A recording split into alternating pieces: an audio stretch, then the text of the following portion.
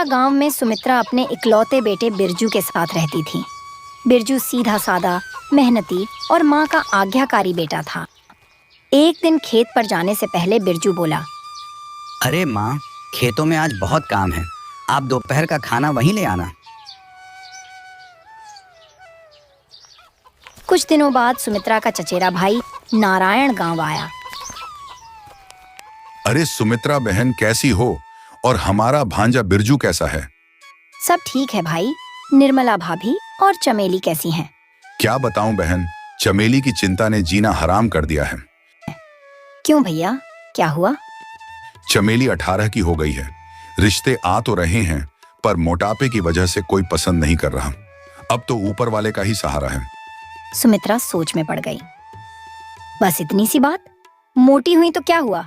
अरे 4 लोग देखेंगे तो कहेंगे खाते पीते घर की लड़की है। मैं भी चाह रही थी कि बिरजू की शादी कर दूं। अगर तुम्हें मंजूर हो तो बिरजू और चमेली का रिश्ता पक्का कर देते हैं। यह सुनते ही नारायण के चेहरे पर चमक आ गई और उसने तुरंत हामी भरते हुए कहा, अरे बहन, नेकी और पूछ पूछ। बिरजू से अच्छा और सुशील लड़का हमें चिराग लेकर ढूंढने पर भी नहीं मिलेगा।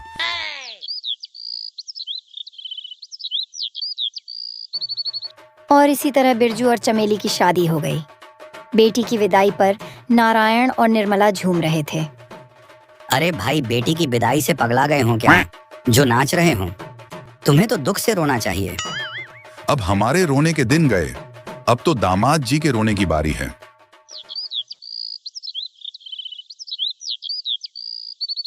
शादी के कुछ दिन बाद चमेली के आते ही महीने भर का राशन 1 हफ्ते में खत्म हो गया। सुमित्रा सब समझ रही थी पर कुछ कह नहीं पा रही थी। अरे बहू, खाना तैयार हो गया हो तो दे दो, भूख लगी है। ये क्या, बस इतना सा चावल? तुमने तो पतीले भर चावल बनाया था। माँ जी, भूख बहुत लगी थी तो थोड़ा खा लिया। सुमित्रा मन ही मन बोली, हे भगवान, ये कैसी भुक्खड़ बहू मिल गई। पतीले भर चावल खाकर कह रही है थोड़ा खा लिया। बहू, तुम्हारे माँ बाप ने यही सिखाया है? अरे माँ जी, आपने अच्छा याद दिलाया। शादी से पहले पिताजी ने कहा था बुआ के घर बकरा फंसा है। मैंने तो अब तक कोई बकरा नहीं देख पाई।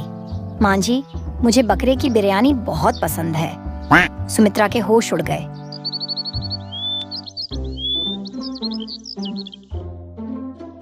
अगले दिन घर में मेहमान आए।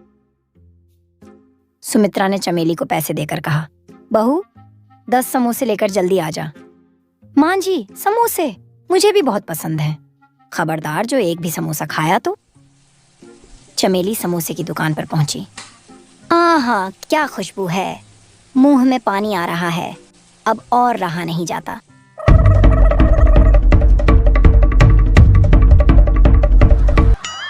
उसने दबाकर सारे समोसे खा लिए। गांव वाले देखते रह गए, लेकिन चमेली की इस हरकत से पूरे गांव में मजाक का पात्र बन गई। घर लौटने पर, बहू कहाँ रह गई? मेहमान तो चले गए। माँ जी, समोसे की दुकान पर भीड़ थी। तो समोसे कहाँ हैं? इतनी देर हो गई थी, मुझे लगा आपके मेहमान तो चले गए होंगे, तो मैंने सारा समोसा खा लिया।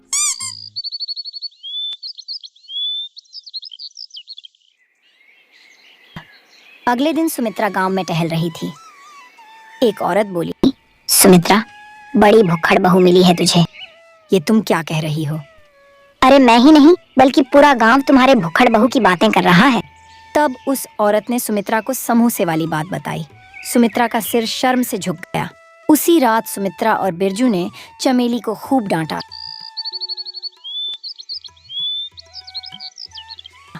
कुछ दिन बीत गए। समोसे वाला किस्सा शांत हो ही रहा था कि चमेली ने एक और कारनामा कर दिया।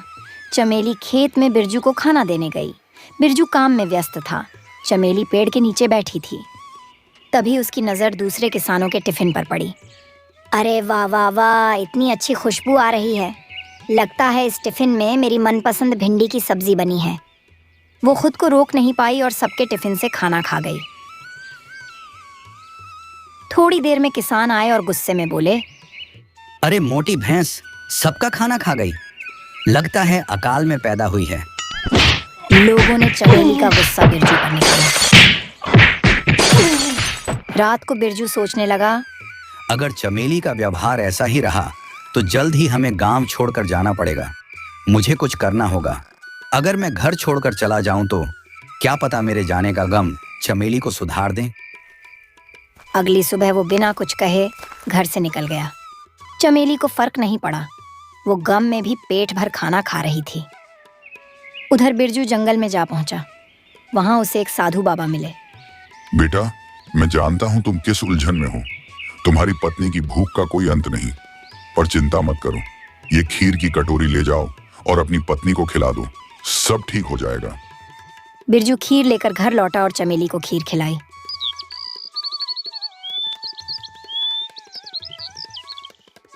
6 महीने बाद, अरे बहू, बड़ी भूख लगी है, जल्दी खाना लेकर आओ। अरे बहू, इतना सारा चावल, लगता है तुम हमें मोटा बनाकर छोड़ोगी।